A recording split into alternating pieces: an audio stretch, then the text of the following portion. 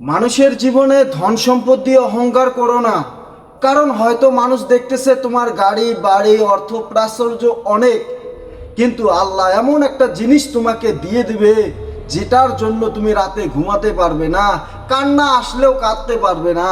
তো যেমন আমার, যেমন আমি সর্বশরীরটা ঠিক আছি, কাউ মারামারি লাগলেও আমি মারামারি করতে পারি, কিন্তু আল্লাহ এমন জায়গায় একটা বিষ ফোঁড়া দিয়েছে যার বিষের জন্য আমি সারা রাত ঘুমাতে পারি না।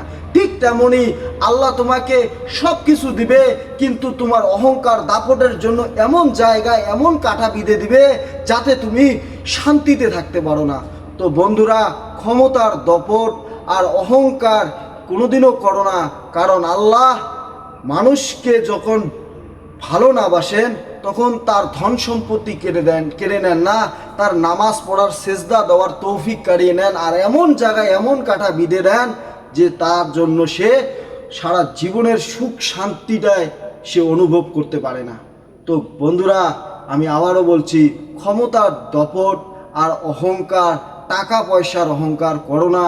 কারণ আল্লাহ দিয়ে ধন বোঝে মন, কেড়ে নিতে কতক্ষণ।